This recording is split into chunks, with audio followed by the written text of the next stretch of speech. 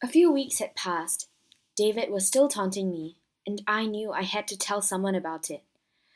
I decided to reach out to my friends. Samantha and I got over our small argument, and I started to go out with her again. Through that, I could get my mind off the horrible incidents. Are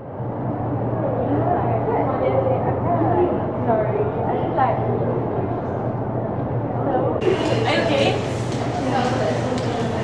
Okay, let's have lunch.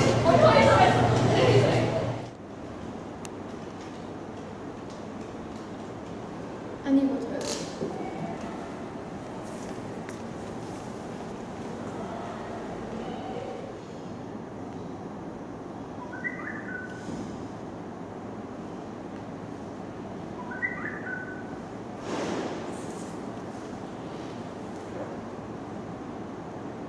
Oh my god.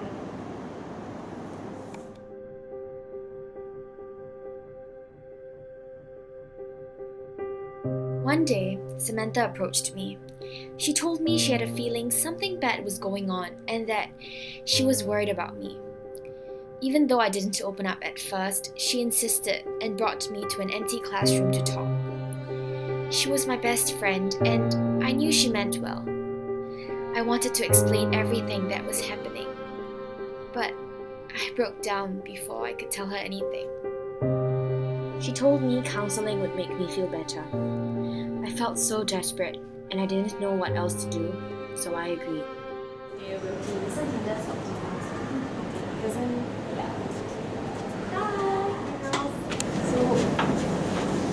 How are you? Yeah, I'm fine. She's been feeling a bit like uncomfortable, so she likes someone to talk to. So really like you guys can come.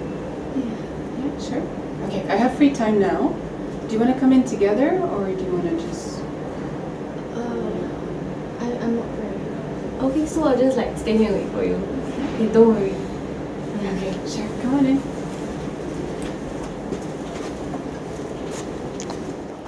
So, how are you today? I'm fine. Okay, great. What do you want to talk about? Okay, so I told the counselor everything that had happened, from how I met David online to realizing his fake identity, and every other incident that followed. So how do you feel about this? I feel After that you found it's like my fault because I shouldn't have trusted them so easily. And like in school they always tell us that we shouldn't talk to strangers online. Okay. But I still did. And now I'm facing the consequences. It sounds like to me like you've become a victim of what is called sexual grooming.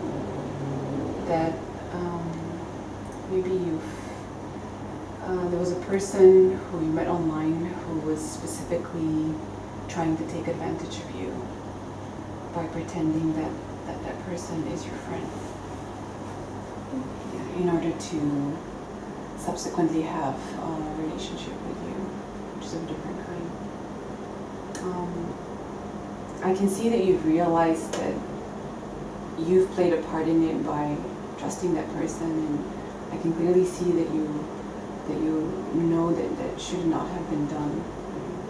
So the important part right now is to consider what will be the next best step forward. So what do you think we can do about it? I'm not very sure. Have you trusted this information with anybody else?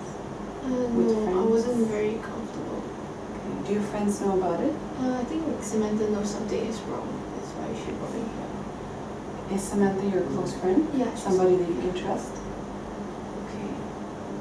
I think that at this point in time, this is something which might be a bit too big for you and your friend Samantha to handle. And I'm very grateful that you're so open and that you're talking to me as well about this. And I can see that this is affecting you quite a lot.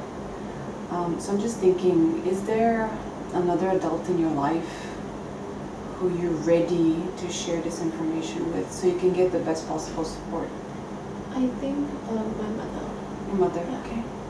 Alright, has she noticed the change in your behavior as well? Yeah, Has she she noticed anything? Okay. So is she asking questions as well? Not very much. Okay. So you and your mom have a good relationship? Yeah. You feel supported in it? Okay. Do you think you're ready to share this with your mom? I think so. Okay. Alright, I think that will be the best way to get the help that you need, right, for such a situation. Okay. Hi, honey.